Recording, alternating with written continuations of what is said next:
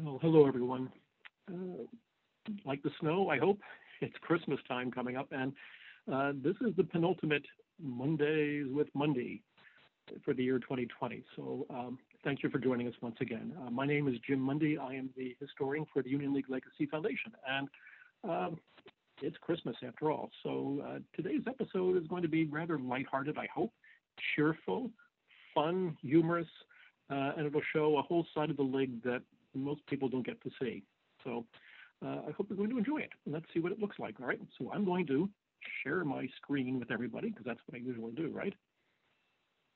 Okay. There we go. All right. As you can see, I've got to do that. I do that twice, and now we've got it. All right. Oh, that wasn't supposed to happen. Okay, here we go. All right, the Kindergarten Club at Christmas. So what is the Kindergarten Club? It is a club within the club itself. And you may remember earlier in the year we talked about organizations called club tables that are kind of like fraternities and sororities inside the Union League itself, the membership itself. Social, fun. But the Kindergarten Club is now the oldest existing of these inner clubs at the League. And they have a lot of fun at Christmas. So I thought we would take a look at it and see what happens. Here we go. All right. Now, this might seem strange, but this is the scene of the crime. And what do I mean by that? Well, in 1896, a group of young members were in the billiard pool room, what they call the game room, maybe at that point in time. And this is what it looks like in 1887. So it hadn't changed in 10 years. So they were in there frolicking around, and apparently they were making too much noise. And so they upset some of the older members who went over to them and admonished them for acting like a bunch of kindergarten kids. Well, you know what happens next. They take that seriously, and so they decide right then and there that they're going to create this little group of members, and they would call themselves the Kindergarten Club. That's literally how it got started, and they are still around to this day. So now, and what they decided is that they would hold well, they had monthly luncheon meetings and things like that. But in December, the League has its annual meeting when it elects a new president every year. And so the Kindergarten Club, as early as 1900, as far as I can ascertain, created a custom and a tradition where they would have a Christmas dinner and invite the new president and some of the officers to their banquet, their Christmas banquet, if you will. And so that's what we're going to talk about today. Okay? All right. Here we go. Now, this is a newspaper clipping from 1900, and you can see there are 30 members of the Union League who throw aside their customary dignity and enjoy a banquet because they had fun. Now, keep in mind, they're dressed up in tuxedos, maybe even at some point white tie and tails, perhaps. But the whole idea was just to have fun, and why not? Life's too short not to have it, and I think we're learning that this year, right? So in this case, there were some guests of honor. So one was Mr. Edward Townsend Stotesbury, who in 1900 was arguably the second wealthiest man in Philadelphia behind Peter Widener. And Stotesbury was actually the managing partner of Drexel and Company. Had many hobbies, one of which was he had a horse farm in White Marsh Township. And so for a present, these young guys gave Mr. Stotesbury a hobby horse with a wagon attached to it. Okay, so you can see how their sense of humor kind of plays into these individuals. And here we have a recognition where Mr. Pugh, one of the vice presidents of Pennsylvania, received a miniature train of cars. Why not? Mr. West, who was a descendant of William Penn, got a William Penn doll. And it says the former Judge Dimner Beaver, who was the recognized official mouthpiece of the Union League, was presented with a tin horn. Okay, so these guys have a sense of humor, and that sense of humor continues to this very, very day. So 1900 is the earliest that we know about this banquet. And this is the menu from 1900, hand-painted, beautifully done, with the punch bowl being held. And after all, here's to your good health. And that's what punch does, right? This is the inside, and there you can see Joseph Darlington, who was then the league president, who just been elected, and so this dinner was in his honor. And there you go. All right. And this was the menu. And I show this because in the upper right-hand corner at the top, you can see the little cheerleader hat, rah, rah, rah, whisk, poo, bah, kindergarten, kindergarten, rah, rah, rah. I wonder if they still sing that to this day. We'll have to ask them and see what they say. But interesting menu, though. Rockaways or oysters, right? clear turtle soup, Spanish mackerel, sweetbreads, and then a filet of beef, or filet de boeuf, as they had it printed there, with a digestif of sorbet, then followed by quail, lettuce, and cheeses, and puddings and demi-tasse, and of course they always drink. So in the lower right-hand corner, Amontillado, Clicquot, which was champagne, cigarettes, cigars, cordials, and things like that. So they didn't starve or go thirsty. This is the menu from 1901, beautifully hand-decorated again. And this is, now at this point you can see these Christmas dinners are making the news. It's not that there wasn't enough stuff going on in Philadelphia either, believe me, but these are making the news, because the Union League is one of the most important institutions in the city of Philadelphia at this point in time. And its members were made up of the leading industrialists, civic leaders, politicians, educators, lawyers, doctors, insurance executives, bankers, you name it. They were all members of the League, and so these are the men who are going to be dressing up for these parties, and so it's news. So here you go. So as you can see, the members of the kindergarten club left dignity behind at annual dinner, and again, gets presented with toys. So, but as you can see in the lower right-hand corner, were the two baby members. So apparently at this point, they've created a custom where the new members are inducted as the babies of the group, and they wear baby outfits, and they have baby bottles, and they are embarrassed as much as they can be.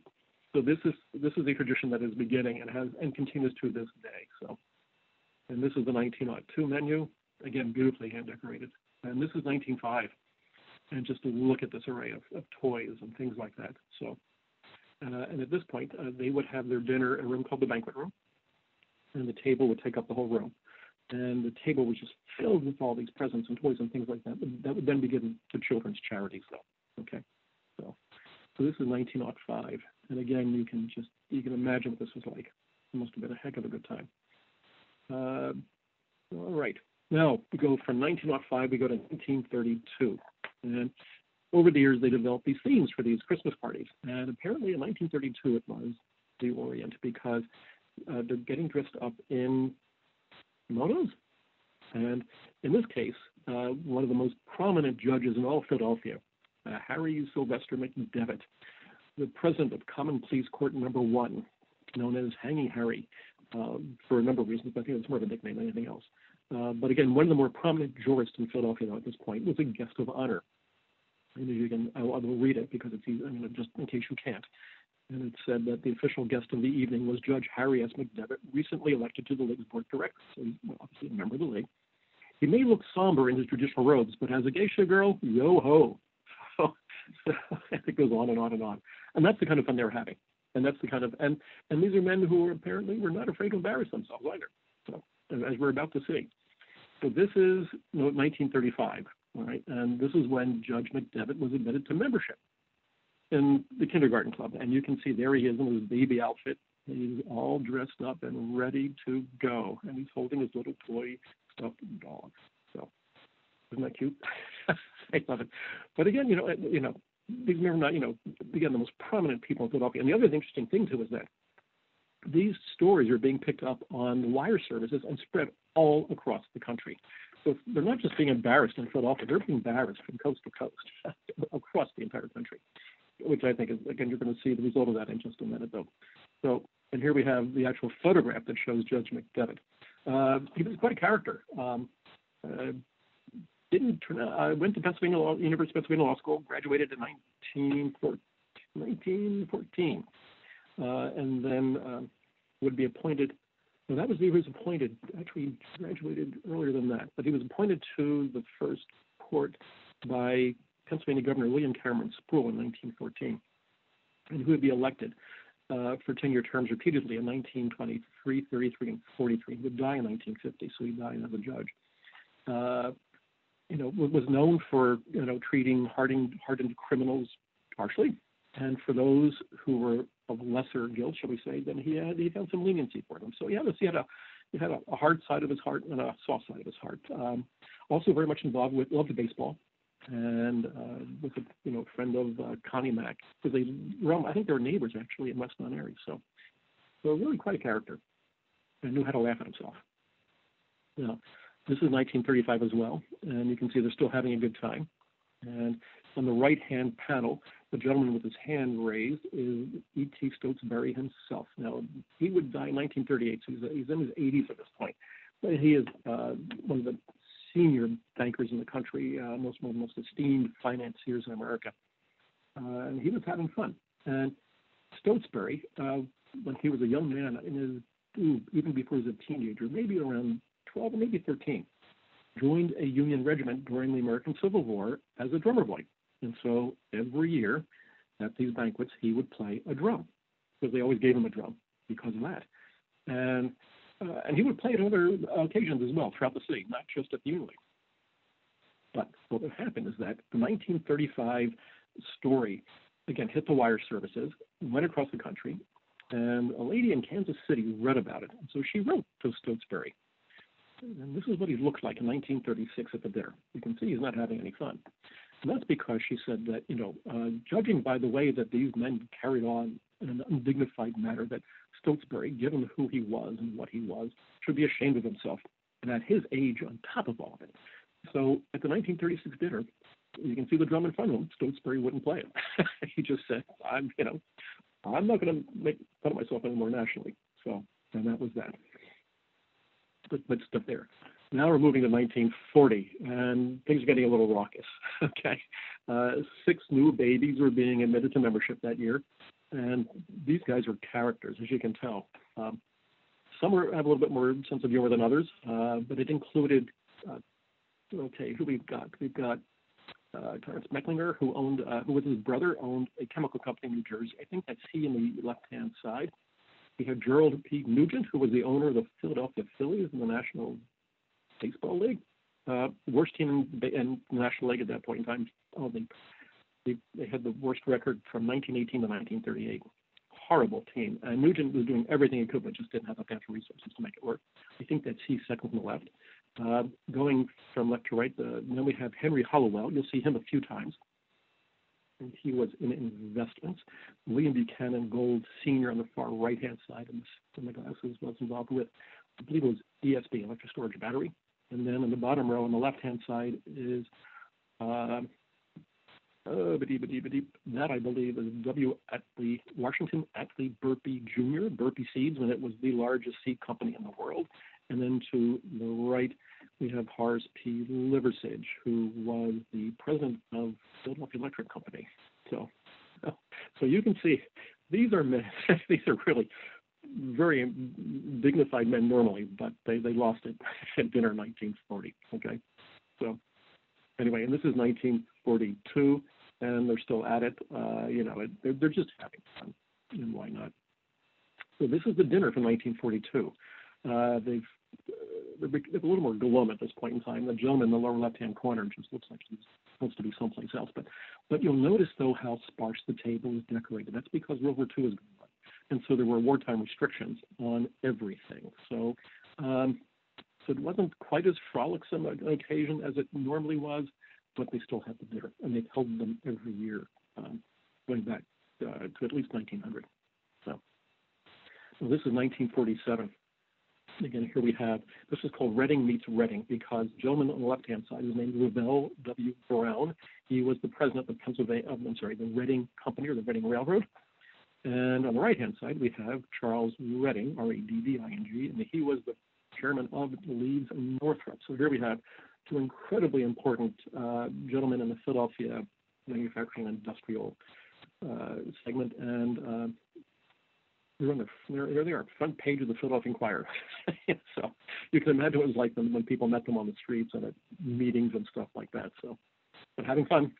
And this was the dinner from that year. But you can see now that it's post-World War II, again, how the table's decorated in a much livelier fashion. Looks like the toys a little better and things like that. So and here we have Henry Hallowell. That's he on the right-hand side, with the guitar in hand. Looks like it's a Mickey Mouse guitar, but again, having fun. And the gentleman, if you look second from left, is William Buchanan Gold Jr. So that was his father that we met in 1940. And of course, we met Hallowell in 1940 as well when he was inducted. And I went to the league in 1978, and Mr. Hallowell was still alive and a character. I mean, he didn't die until 1991. And boy, he had stories like you wouldn't believe. So you can see he really enjoyed himself at these events. And this is so that was 1956. This is the dinner 1957.